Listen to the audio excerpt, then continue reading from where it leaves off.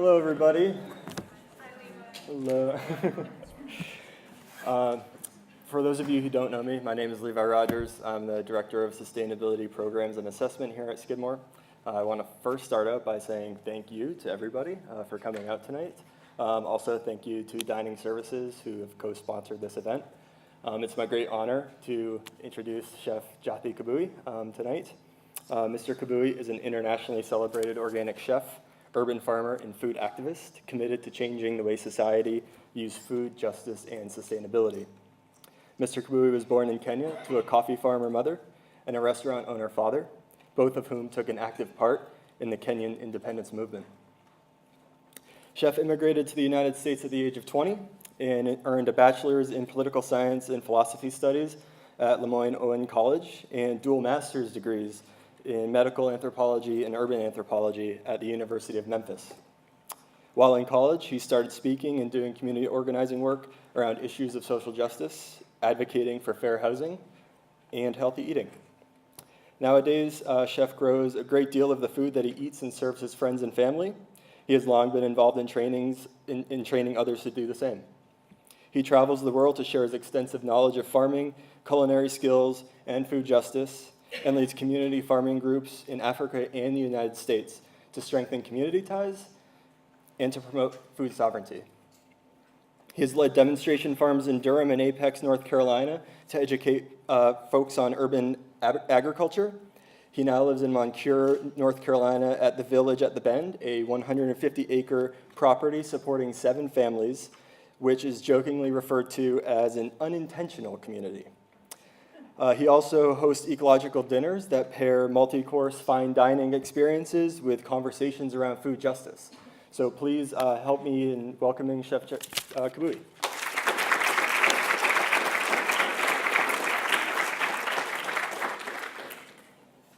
Well, that's a wonderful introduction.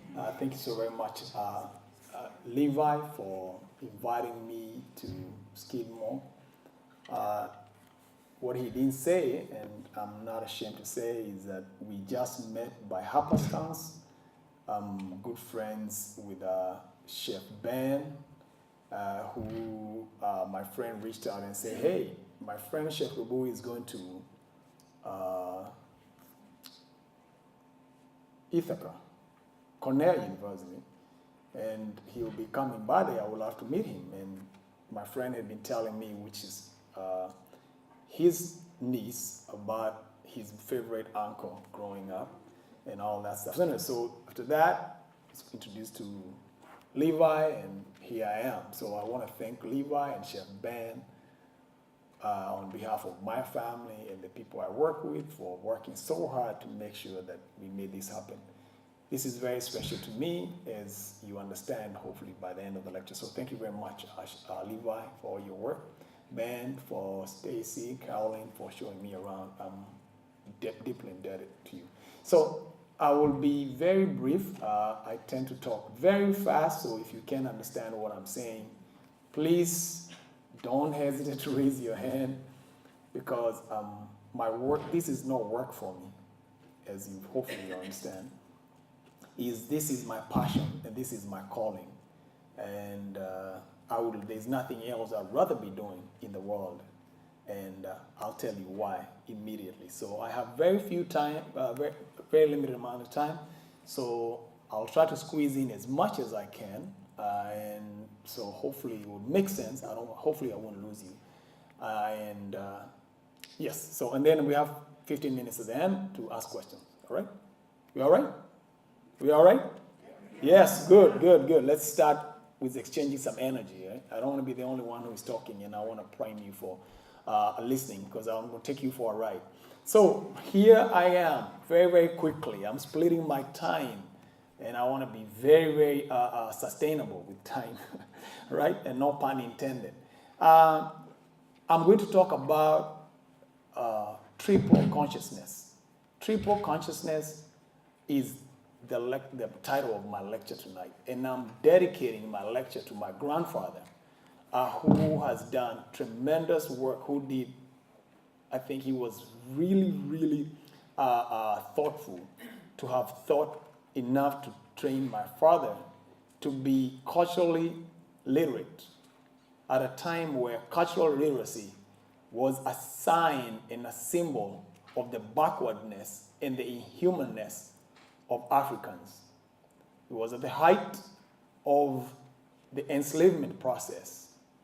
Missionaries as well as the army had joined hands with the political might of the British to overrun the whole of African continent. So in the year of 1936, the missionaries eventually made their way to my village close to the slopes of Mount Kenya. And they started preaching a new doctrine that the people from my village had never heard before. And my grandfather was very, very suspicious of the whole idea, and I'll tell you why then. But having dedicated this lecture to Kamakia, who was my grandfather, and Kamakia literally means scare me. Look, if I say Makia means, which is the root word for Kamakia, which is a person named Scare. So it's somebody who can scare you, or somebody who has, stature or power to scare you. Right? And his brother, which is my grandfather's brother, his name was Gatukume, and was a medicine man. He was a very smart man and was very, very well versed with plants, the knowledge of plants, and psychology. So having said that, I'm going to return a favor in the tradition of Kamaki. I want to almost literally continue the work or the idea that my grandfather started by training my father, because when the missionaries came, my grandfather went to my three grandmothers. My grandfather had three wives, and he told both three of them that my father was not to do any work. He was not to run any chores for any of my grandmothers. My father was out of bound. He was not game. He was out of bound for them. The only role my father was to play was to follow my grandfather everywhere he went, so that he could learn all the ways of our people. Because my grandfather, it would become obvious to my grandfather that our way of living as indigenous people was at the verge of extinction. Now, my grandfather said this, and that's only say that and move on to that now, the topic. My grandfather said that these people who are coming to tell us about a new God, who sent them to work, to do his work, God's work, but did not pay for the work that he sent these people to do. And these people are actually charging the indigenous people for work of God. That sounds very fake. That sounds very suspicious. If you have work to do, you pay for your workers. Why are the indigenous people being charged 10% when they are not getting anything? Somebody comes, bring a new ideology, and the ideology is, we are bringing something to you for our God, and in return, you have to pay us 10% of everything that you own. It makes sense. So anyway, so by luck or by providence, my father ended up being the anthropologist of the community. When all the other kids were sent to school, to the missionary school, to go and learn how to pray, how to sing Christian songs, how to recite the Bible, my father didn't go anywhere. He just learned all the ways of the indigenous people group I come from. So when I graduated from college in Lomono, as Levi said, I invited my father to come and stay with me for 6 weeks. For 6 weeks, I had an intensive training with my father because he didn't have any work. He was a businessman. So when I was in Kenya, my father was always working. But when he did come to the U.S., he could speak English. He had only 1 year of education. And so he had to just spend all the time with me. So during that time, I learned a lot of things about my people and a lot of the things that my grandfather taught my father. So here we go. I start my lecture. White people have traveled the world over. They have studied other people. They have studied other people. They have made it their business to study other people and to collect data. White people were the Google before there was Google about other cultures. Didn't see anything wrong with that. So, as an African boy growing up in Kenya and born in very, very precarious conditions, because I was born 5 years after the country had liberated itself. So I was only one step removed from a subject, which is literally a slave for all intents and purposes. My parents were slaves, subject of the queen. They woke up in the morning and they sang, they pledged allegiance to the Queen of England. So anyway, now what is the responsibility, I ask myself, of an educated former slave or former subject, or children of former slaves or former subjects? What is the responsibility of one who escapes the pernicious grip of enslavement or colonization? So I decided again to pay the favor and take it upon myself to be a reverse missionary. So I made my business to study white people for a change. And literally, that decision has changed my life in ways you would never imagine. So when I graduated from college, undergraduate, that decision to study white people played the major role in determining what other step I was going to take. So I went to the graduate school at the University of Memphis, which was a white institution. I had gone to school at a historical black college and loved it. Very comfortable. People look like me for all the various reasons I don't need to bore your smart brains with. But now I wanted to venture out as an anthropologist to go and study anthropology from white people. And that's exactly what I did. When I attended the program, it was me and a fellow African who were the very first African students admitted to that department. So we were the first Kenyan, second African, one or two Africans admitted to that program. And I did. It was eye-opening to read the manuscripts of the missionaries and all these studies that white people went around studying. So it's fine. I finished graduate school, get 2 master's degree, had a scholarship, so I didn't have to pay any money. I had a scholarship for undergraduate, and so I didn't have to spend a lot of money. And therefore, I didn't have a lot of debt. That's not true, or so I thought. As I learned, is that I had worse debt than most students I know. Because when I decided that I would study in the US, it costed so much money just to get an airline ticket to get me to the US that it was equivalent to a 2-year salary for a high school teacher.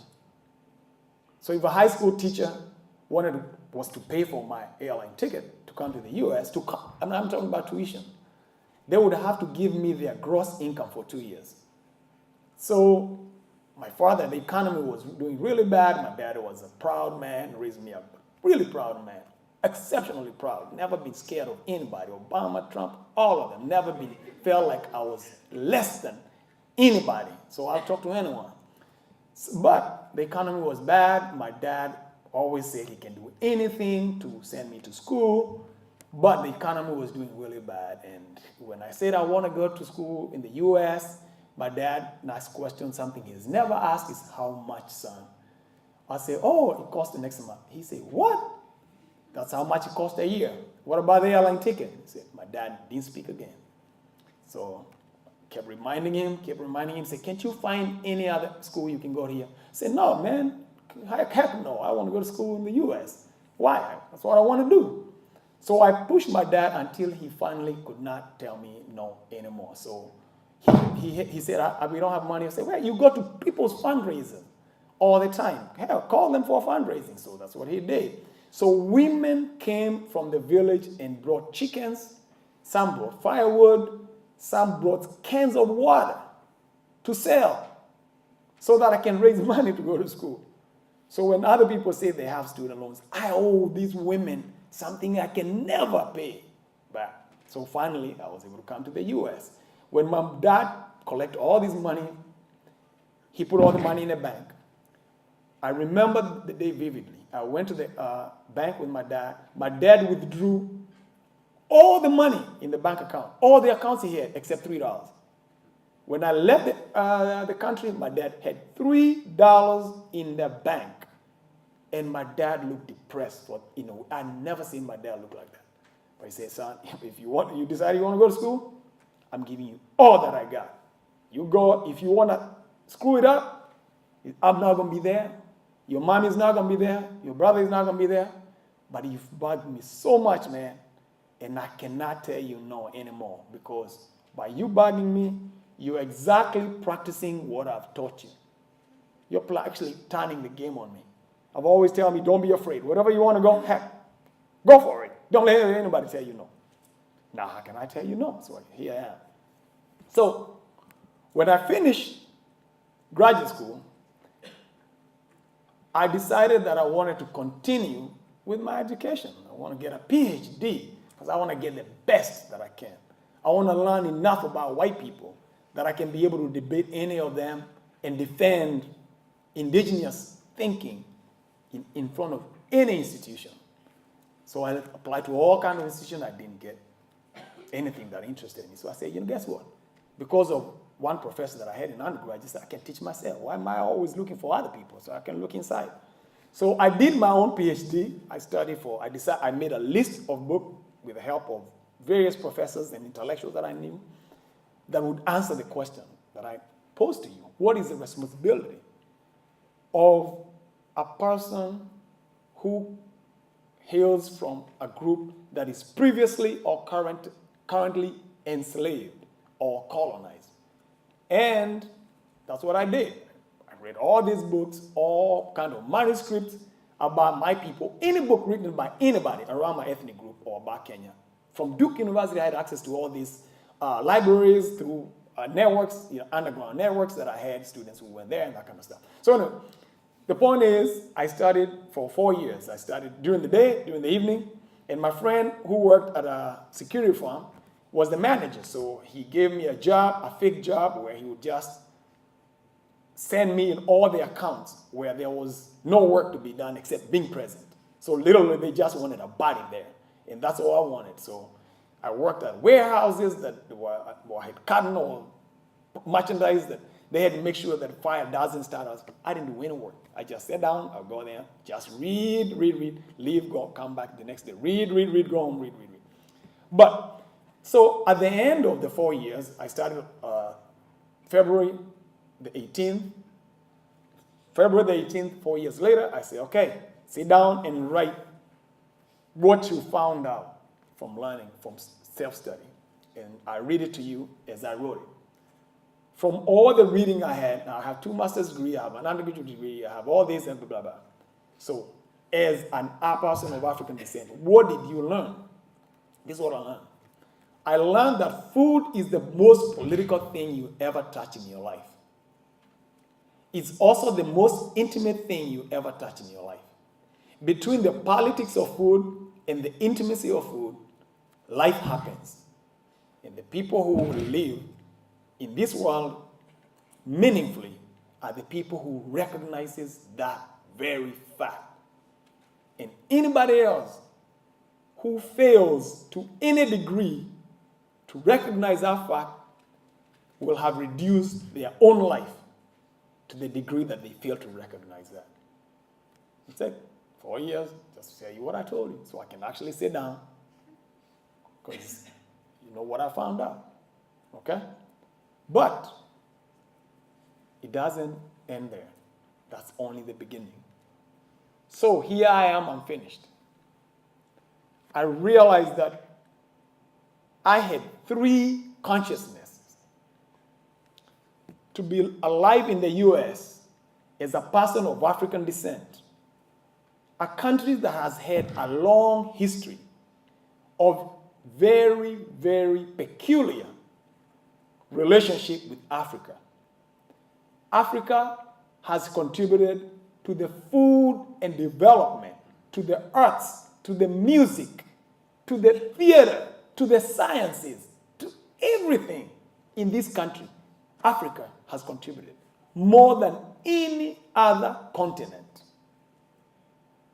But in return, Africa has never found favor in the hearts of America.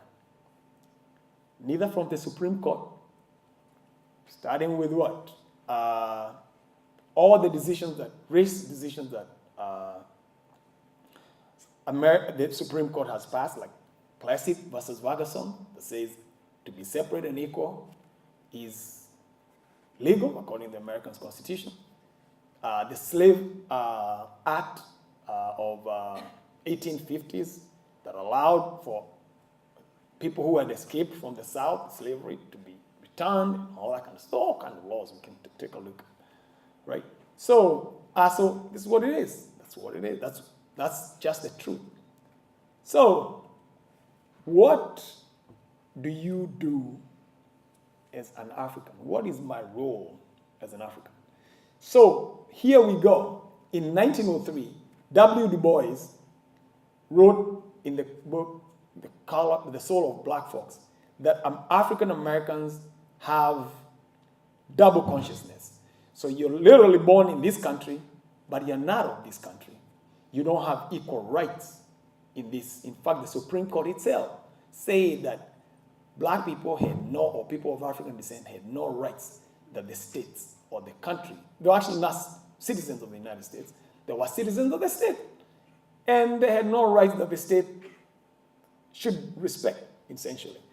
So, the foremost intellectual, the first PhD holder of African descent, said in the writings that African Americans had double consciousness because they have to adjust in living in a country that it's not only un-African, but it's anti-African. We could not express our cultural beingness in this country. And as Freire said in his writing, The Pedagogy of the Oppressed, to be human is to be free. Now, for me, after 4 years of study, independent study, I realized that Freire's work among the Brazilians was awesome and great for the 60s and 70s generation, and liberals and college campuses, very popular book. But now, nothing is static. Culture is dynamic, and so is scholarship. So I needed to add and take some of those ideas and add my own. So I added two factors, and that's why I'm standing in front of you. I found out that to be human, you have to be honest, and you have to be responsible. To that degree are you human, and to that degree are you free. You're not free if you're not honest. I can be a slave, but I think, oh, I'm free. No, I'm not, because I'm not being honest with myself. And those two things are things that America has been very, very reluctant to do. To be honest and to be responsible. If you do that, then you might be free. But you have to be honest and you have to be responsible. You have to take responsibility. When we talk about sustainability, one of the main problems that we have that is causing us so much problem with climate change is because people are not responsible. We want to use resources.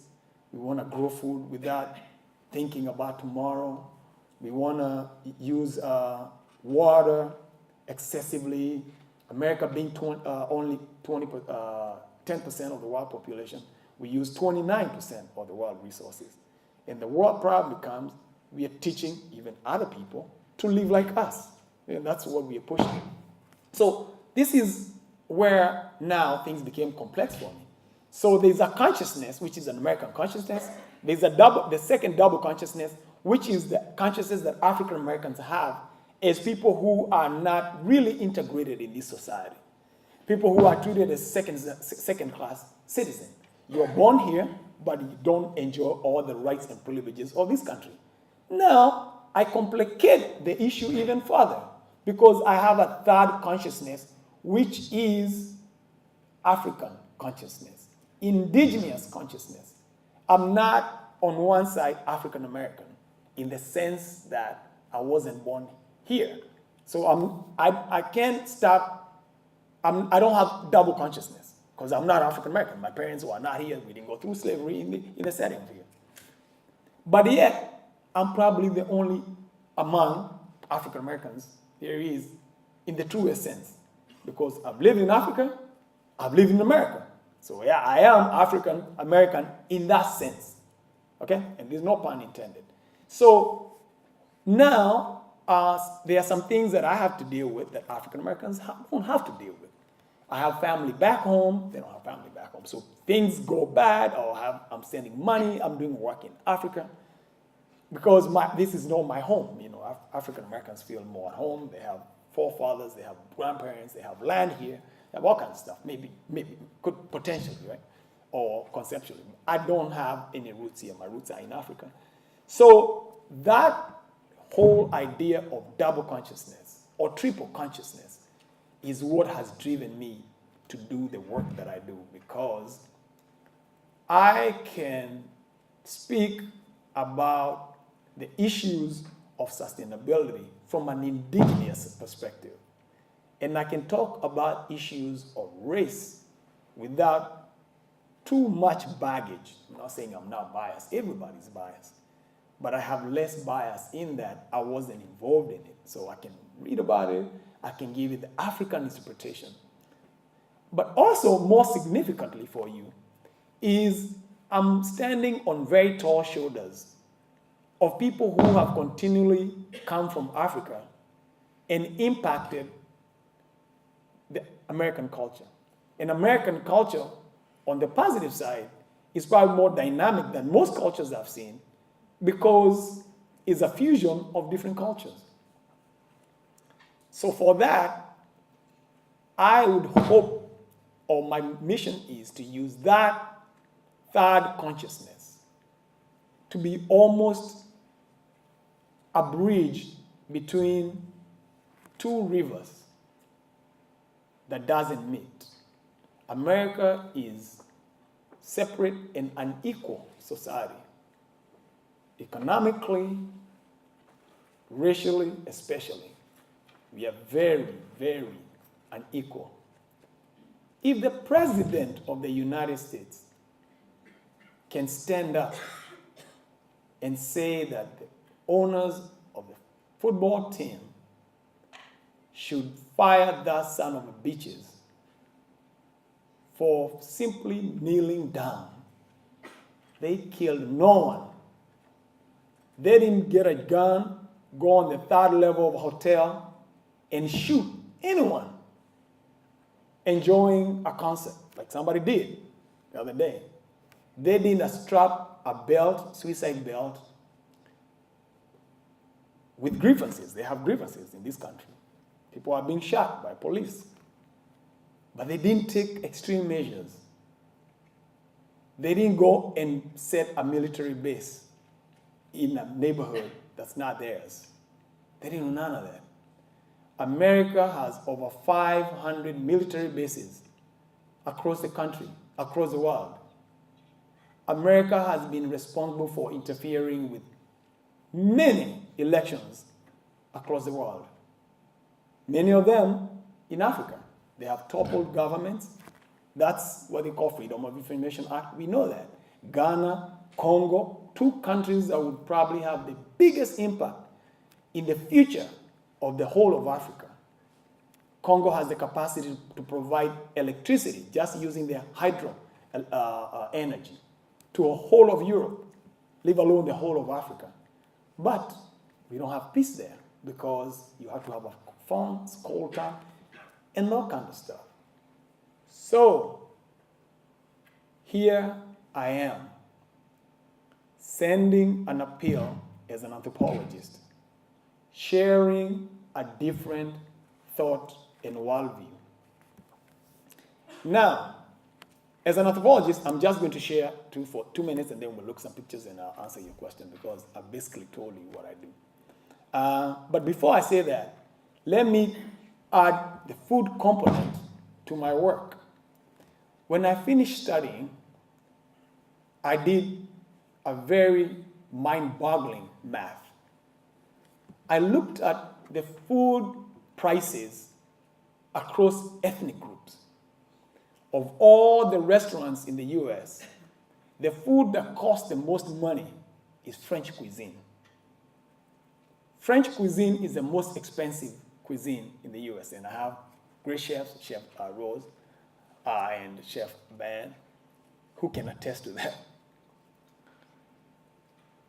Think about the population of France. Less than 20 million people.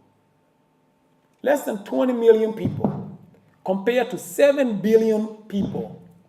And that 20 million people have managed to become a dominant force as a minority, dominant force in the food industry. That's the French. Let's just for a minute leave the French alone and talk about Africa. Africa has 55 different countries, has over 1.25 billion people in the continent. If you count the people in the diaspora, over 10 to 15 million in Brazil alone, people of African descent. Then we add the African Americans and Africans in all over Latin America, Ecuador, Chile, all these countries. All the Africans, people of African descent in the Caribbean, Jamaica, Martinique, all these places. That makes a lot of people, number one. But besides just the numbers, please consider for 1 minute their contribution to the food culture, not of America, but all the world. Please note that slavery took almost 300 years. During this time, people of African descent were working for the Western countries as they built their countries and they developed their countries under what was called the peculiar institution.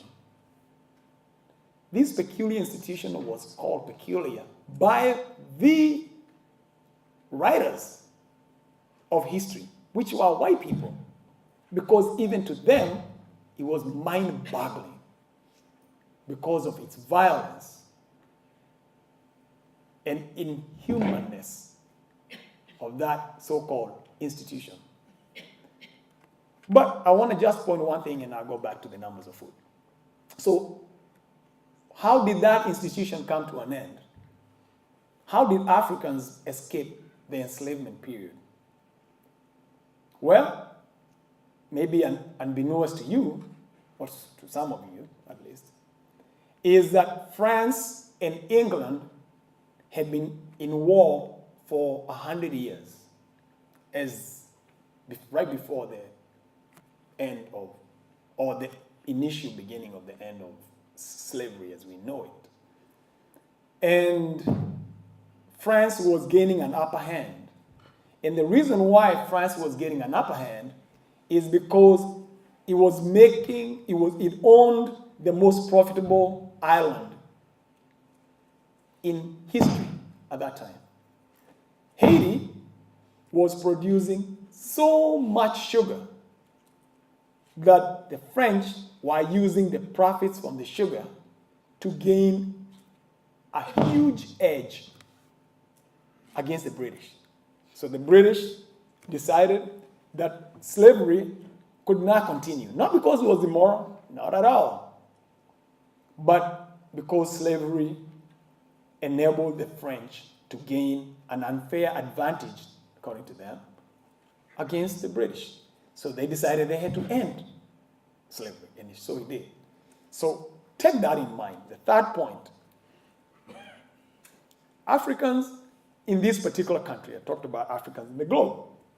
Africans in this country also have never been behind the scenes or left behind in contributing to make the American cuisine what it is. The person responsible, out of the whole United States, there's only one region with regional cuisine, which is the South. You hear Southern cuisine. So how did the Southern cuisine start? Well, the mighty Thomas Jefferson had enslaved a young African man called James Hemings. And at the age of 21, Jefferson sent James Hemings to France to go and study under some of the finest chefs at that time. So what happened is when James Hemings went to France, he was a very smart man. He became fluent in French. And when he came back, he used all the food around Virginia or in the surrounding area, and he fashioned what we know as Southern cuisine. But soon after, Jefferson was elected the third president of the United States, and he ended up being, now he had to go to the White House. But because of the racial codes, James Hemings could not be the head chef, although he was the finest chef at that time. So what he did is he could not go to the White House, so he had to be left behind. That was a big dent on his heart, and he committed suicide. So I'm studying on shoulders of very big people who have contributed tremendously in the American cuisine. So go back to the numbers. So I asked myself, why is the French, such a tiny minority, having such a great and inordinate amount of influence in the American cuisine when the French don't? They only, it's different if you talk about Louisiana. But their food is the highest selling food, ethnic food of all. Now, French benefit from Africa, but now their cuisine is dominant. When I looked at the price of African cuisine, it was ranking right at the bottom. So why, and is it fair for us as people of African descent to have contributed so much and to have worked in the food industry when it was not respectable work? Just when the food became hip and we started inventing words like foodies, right? Now black people are nowhere to be seen and people of African descent are nowhere to be seen. We have to settle for just cooking jollof rice and, right? So I took it upon myself to do something about that, because as my dad raised me, I was just one to just take punches laying down.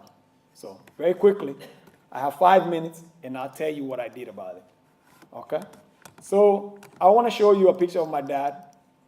That's my dad, just in case you wonder why did I do what I did. That's my dad, who was jailed for 7.5 years for his involvement in the struggle for liberation in my country. He took that picture because there was almost a food riot, because that guy on the right had just been arrested. You can tell he doesn't have this guy. He doesn't have prison clothes. That's my dad. And so he didn't want to eat the food, because the food that the people who are Africans who are captured, and especially who are involved in the struggle for liberation, they were given food that was too bad to feed the horses in England. That's the word. So they were eating stale food, they were being fed stale water, and for that reason, my dad said he'll never.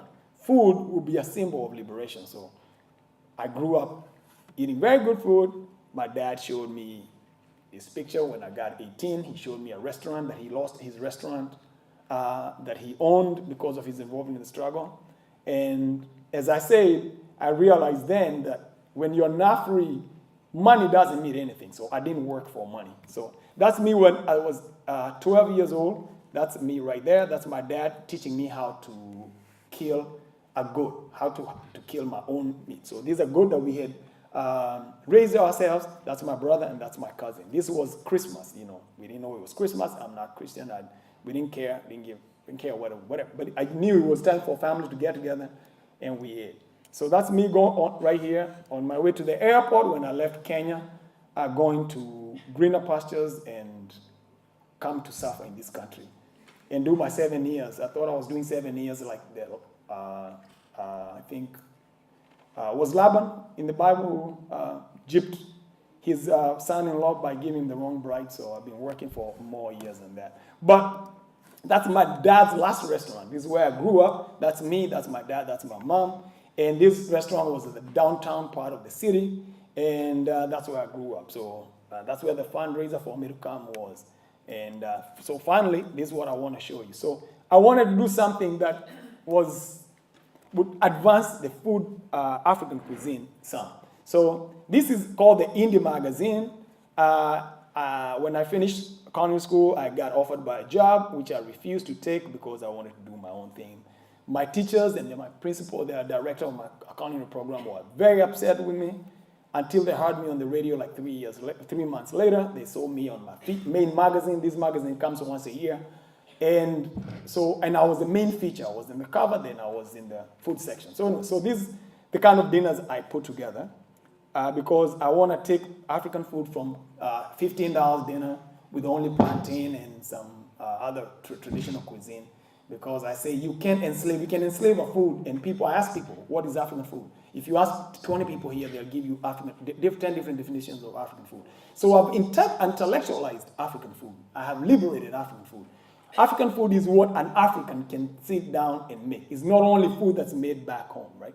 So I worked with the Museum of North Carolina Museum to do a big event with them where I talked about futuristic Afro-diaspora cuisine, which is a new cuisine that, just like James Hemings, reflects my own journey and my own experience as an African who is interested in intellectualism. So I do these dinners, and I take the house. This is an organic farm. I have a few minutes. I have 2 minutes. And I turn the house.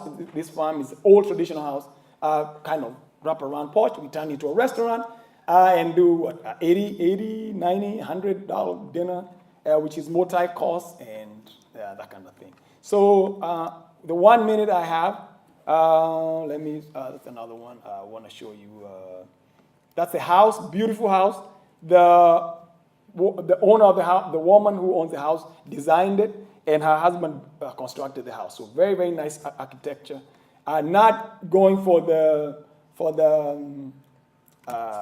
just ordinary. I try to do the best that I can. Even architecture or farms. I want to have my dinners at some of the most eclectic places. So that's kind of dinners that I have. That's the dinner. That's the organization that I formed and I used for a long time. Was called Organics and Sounds. I'm changing that slightly for different reasons, but that's Telly. He plays kora. Kora is the most eclectic African instrument. It has 22 strings, so you play the strings. He plays with 4 fingers, and he talks about the significance of it in history. It's the only African instrument with a school tied to it. So you can go to a kora school and you learn how to play kora. It was such a key instrument in the history of Africa that chiefs would go to war not to steal women or land, but to steal each other's kora player. It's a very, very eclectic instrument. Only 2 families for 200 years could play the kora. The 2 families, Jalis and Sisokos, would teach their kids how to play the kora. Nobody else would play the kora. And they all came out with the same story about how they came into the kora. They were in the forest, they saw a spirit play the kora, and they begged and soothed the spirit, and the spirit agreed to give them the kora, and both of them know how to play the kora. Independently, they came up with the same story. Very eclectic instrument. So that's the instrument I use for my dinners. So I have 1 minute before we close, and I wanted to show you last thing that I have right here. So the American Anthropological Association couple months ago, 2 months ago, did an interview with me, and they wanted to feature me in their magazine. I don't pay the dues, so I was a little surprised and kind of suspicious why I don't claim myself to be an anthropologist, but they are claiming me. But they said, hey, we want to claim whatever you're doing is, I think, anthropological. I think it's very cool for you to be using food as an instrument of understanding oppression and that kind of stuff. So this is the last thing I'll finish with, and we can ask questions. So they did an interview with me and did an illustration of that. There is a real long profile story about my whole story. But I like the cartoon because I can save so much time by just going through the cartoon. The African consciousness has been disempowered by white supremacy. This is me right there, and what do I think? When you're you're poor because you're slaves. That's what enslaved people are told. It's your problem. You are having no opportunities. We are keeping you from positions because you're ignorant, because you're poor, because you're inferior. So we were poor when we were slaves or we were colonized, which I don't make any distinction for the sake of argument.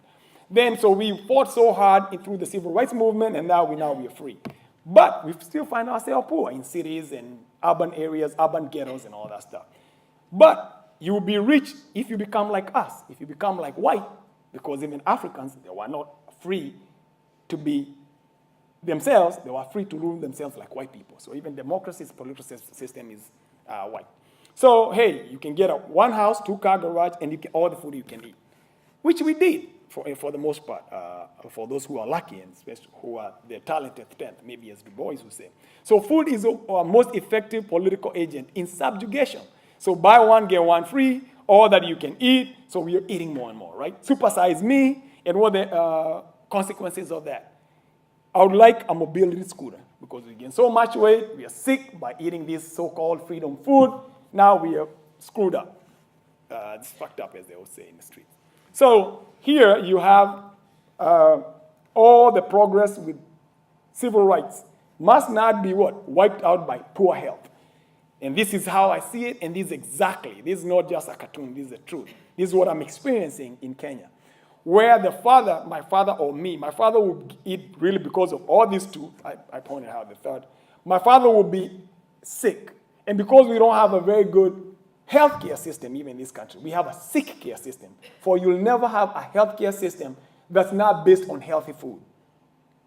Any other kind of healthcare that is based on giving you treatment, that's called a sick care. We just maintain sickness. We're just maintaining sickness. We just give you tablets over tablets over tablets, right? So my father comes and says, hey, man, will you help me pay this son? Because he's sick. Can I help my father pay his medical bill? That's his medical bill. And what do I say? Sure. Sure, Dad, I help you pay, right? But what does my son say? But that's my future. In other words, we have become unsustainable in family inheritance and wealth. We have become healthy culturally and racially. We are mining the future of our grandchildren, and we are taking that to the grave. In other words, my very existence is a detriment to my grandchildren. My dad's very existence, because he's living in a disempowered state without realizing it, is a threat to his grandchildren. Because now I have to take care of my father. I don't have time. The resources are finite. I can take care of the children. So what do I do in conclusion? The most radical thing I can do is set up organic farms, which I do here in Kenya. Feed people healthy food. That's the most radical thing I can do as a person of African descent. So when I go places, you notice, I never call myself an immigrant. I'm really, really proud man. I'm not an immigrant. I don't come here to beg. When white people come to Africa, now you can take this as a person who does white anthropology. When white people come to Africa, they call themselves expatriates. Only black people and other people come to the U.S. and are considered what? Immigrants. How come I don't see the white immigrants in Africa? So I'm an expatriate too, so what can I do? I host fine dining experiences where I use my indigenous knowledge and give political talks as a way of creating forum for myself, because I can go to church, I can go to the mosque and speak because I don't belong there, and forums are not set for that. So I've created my own forum as a person of African descent using my triple consciousness. If you dare, in conclusion, if you dare, should you wish, should you desire, a new world is possible. If we become honest and we become sincere. I tell people, I talk to the class today and I ask them, Have any of you who have traveled seen a sign says away? Away is 3 miles. But yet, everywhere I go, college campuses, corporations everywhere, people say, we throw this away. Chef was talking to me, they throw away. I didn't stop them because of politeness. I said, where is away? There's no away. What you call away is somebody lives there. So we are being dishonest and we are being irresponsible because we want to give somebody our trash and it can smell to them. We go to the bathroom, we flush it, somebody else deals with them. Somebody dies, we take them to somebody, you deal with this death because we don't be responsible. A new world reality is possible. Because, in conclusion, never, if I can share the last word before I sit down, never engage yourself with another person again, if you choose to, about what we will do when the world reaches 9 billion people by 2050. That's a stupid and ignorant conversation for me to have with anybody. You know why? I said this in class. If you're flunking your first year in college, freshman, you got all Fs. Why in the right mind would you be worrying about how you will get through your senior year? You're being kicked out of school, my friend. Why are you worried about being for 4 years? Look, you need to be worried about now. We can feed the people we have now, and we have all the food we need to feed the people. There is not a shortage of food in this world. It's only a very few number of people who wants to eat everything in this world. So if you should please remember that there's 1 billion people who are overweight, there's almost 1 billion people who are malnutrition. Is there a problem really? If you just bring some of those malnutrition people, they'll solve your problem just now. Okay? Sounds good? Think about your triple consciousness and how we can use it. Thank you very much.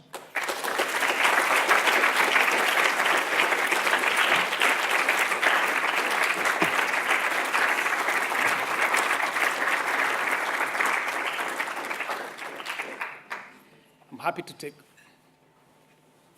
I don't think there's any question, but let me just assume there is. All right, ask me. Hi, I just want to find out in your quest to bring enlightenment on African cuisine in America, how much research did you do on African cuisine as a whole? Because I'm from Africa, Southern Africa, and I've come to realize that in America, when they say African something, generally, majority of the time refers to West African things. Like they say, we have African food, it's jollof rice. Whereas in Southern Africa, we don't eat jollof rice. Yes. So when you are bringing enlightenment to the issue, how much of African food do you incorporate into your work? So thank you very much for that question. So I'm almost like I deconstruct the whole idea of African food, and I say, African food is what people eat at a particular time. So if I say African food, that's the question. I think that's the easiest way to answer your question. What is African food? Is food that people are eating in Africa in the cities? Is it the people that people are eating in their country? Is it the food that people are eating in Africa in a 5-star restaurant? It's very difficult to define really what African food is. And African food does not happen in a vacuum. It happens you have to create a context. So you take jollof rice, for example, which I talk about, that jollof rice now is really corrupted food, it's colonized food.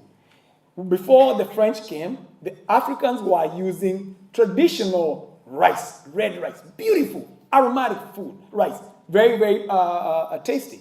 But when the French came and they had colonized Asia as well, the rice that was grown in Asia was sold in the Western countries and Europe. But they had what you call broken rice that nobody else would eat. You never see broken rice in the market, right?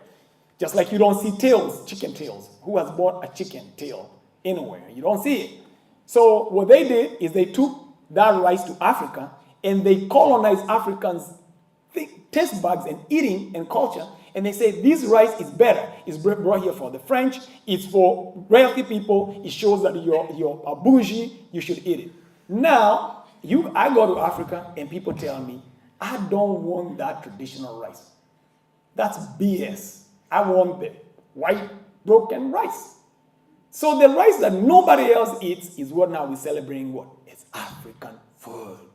So I have to deconstruct that. So that's why as an anthropologist, as an intellectual, I look at all those. But what I have, my conclusion is, I want to liberate African food. I don't want to just say African food is this or that. I want to say, what kind of food would the most intelligent African prepare?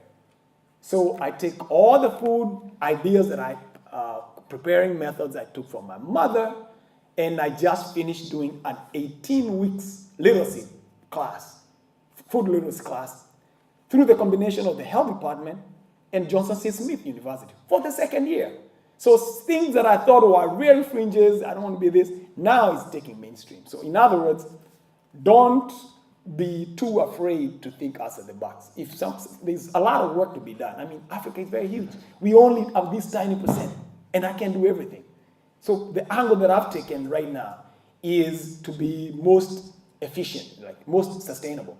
So I'm trying to find the most effective way to use my time and my knowledge and my platform to push African food from $10 or something people eat that because there was nothing else to eat. When you can't go to any fine dining restaurant, you eat African food. No, I want to take African food a little bit higher if I can, so that your daughter, your son can do $500 dinner. I've done $150 dinner, a dinner plate or something like that. So that's what I'm interested in. Does it make sense? So I can't do everything. I'm not trying to say I'm the smartest guy. And I'm limited. I'm looking for volunteers to come work with us. I'm interested in opening a food academy where I live, so that we can, just like you have think tanks in the US, that's how you conquer the world. As I can tell you as anthropology white people, so I know how you make power. You create institutions, you put money in them, they do research, you pass it to the corporations, they make money. But you make the corporation look very smart, But yet, Apple, Boeing, all those people are benefiting from work that was paid for by tax dollars. So in America, you have what you call what? The socialization of losses, but privatization of profit. We are in egalitarian, or we are all equal politically. But economically, we are not equal. Okay? So those are some of the things that we can talk about, but we don't have time to talk about. Did I answer your question? Exactly, because I don't want to answer your question. I want you to think, because you're paying too much money. At Skidmore College, $70,000 should be enough to give you some skills to. So all I want to do is excite you a little bit, and you can do the research. Yes. Any other question? Yes, sir. I want man, woman. Yes, sir. Could you tell us a little bit about your urban farming? So, yes, urban farming. So I do, the very first time I got featured by a newspaper was because of a garden that I had in Apex, North Carolina, when I was living in an urban setting, which almost landed me in jail 3 times. As a matter of fact, I got arrested. That's a story for another day. But I was keeping chickens when people were not allowed to keep chicken. I was bringing a lot of garbage from Whole Foods, because I was good friends with the manager. So I dug a very big tunnel from the edge of my neighbor to the other edge of my neighbor, and piled it 6 feet, 3 feet into the ground, 3 feet on top, and was composting big time. So this house right now has the most fertile ground in the whole. I'll challenge anybody. But anyway, so I was growing food in all the space. I was growing food on the side, on the front, everywhere. That's not very good for a neighborhood. But anyway, so I came to realize that America has 4 million acres of lawn. We have 4 million acres of lawn, and we're eating horrible food stuff. We don't eat food in America for the most part. We eat food stuff. It's not food. It's not food. So anyway, so I could not, as a person of African descent, as an anthropologist for white people, I could not feed a slave diet to my children. So I had to grow my own food. And the most radical thing I could do is, I have a son, I have 2 daughters, is make sure they keep this culture going. So I started growing food there. Then from there, I had a class to teach African people of African descent, African Americans. I had a literacy class, Because again, after I finished my reading, I was like, oh, what do I do? So I'm trying different things. So finally, literacy class didn't go anywhere. A lot of things I tried failed. So, I thought they didn't fail, but So we moved on to the next thing. I said, look, all the people who are coming to the literacy classes, I noticed they were eating bad food. So I said, look, forget about this literacy class. I'm trying to read, teach you this, teach Kant, teach all these philosophy. Let's do food. So we started building community gardens at the members who had. And that's how I got into urban gardening. So the youth will come, I'll teach them how to garden, basic stuff, slow food, and that kind of stuff. So finally now, I have gardens in several places, but the community in which we live is 150. It's an intentional community, an intentional community. Everybody has their own space. We grow quite a bit of food. I grow ethnic group greens in there. I just left Rutgers University, which is doing research in Kenya around ethnic indigenous vegetables, and which I grow some of that so that I can do my dinners. And it's an opportunity for interns. Interns come, they work with me, and I try to do so many different things. My gardening is layered with just about anything you can think about life. Some people get hitched. Some people come to volunteer. They start dating. So many things happen. So, but one of the things that I would like to mention about gardening is that I'm looking at the issue of depression with young people. So we have very intense discussions about the whole idea of taking medication to be normal and to be sane and you're not sick. So if you come and you work and you eat health food, we want to see what can that be something that can benefit, that young people can benefit from. But yeah, so that's, I don't know whether I'm answering questions. So that's, yeah, so I grow food all the time. I make sure that I'm growing food for my own kids, for other people's kids, so they can just come hang out at the farm. We have chickens, we have goats, we have pigs. And the kind of pigs we have are called Osobom Island pigs. And Osobom Island pigs are very, very kind of neat kind of pigs for me to have. I don't eat pork, not for religious reasons, just my own preference. But when Columbus was traveling around invading different ethnic people, they would put about 20 or so little piglets, small piglets, and they'll take grain with them. And as the sheep went, they'll give them just enough grain to keep them from starving. Whenever they'll come to an island, they'll take 3 pigs, maybe 2 females, 1 male, they release into the island. They'll go on the island, they'll try to pick up either nuts or more vegetables they can use to replenish the supplies for the pigs, and they'll keep traveling a little bit further to the next island when they'll release more pigs. So these pigs are the same genetic that Columbus used to invade the world, the New World, so-called. So Columbus, on the way back, would start with muskets and shoot the pigs, because now they've multiplied because they're in an island, and there's nothing eating the pigs. That's how food is tied to colonization as well. So we have those pigs, and what we do, we use those pigs to farm. So we bring the chickens, they eat, we bring the goats, and then finally we bring the pigs, and they dig. And we can just throw seeds on top of that, and we have a cover crop, and we can keep, So there's a lot of, I try to, again, all my things are very convoluted, man. I have everything in there. If you ask one question, I can ask 20 different ways, because everything is, in there. So, yes, okay. Make sense? So in other words, my farming is everything. I do all that stuff, right? Next question, another one, lady. 1 minute. I have one more question, man, and I'm right here. You can come and talk to me, and come talk to me here. She had her hand up, so. Yeah, the student should ask. I'll see you tomorrow. Yeah. Sure. How often do you accept volunteers to your farm? Oh man, that's you have to see that, man. That's a very cool question. I don't want to be. Yeah, man. Yeah. So you talk to me. We try to make it work. High work, man. Yes. So can I? That's it. All right, sit with me.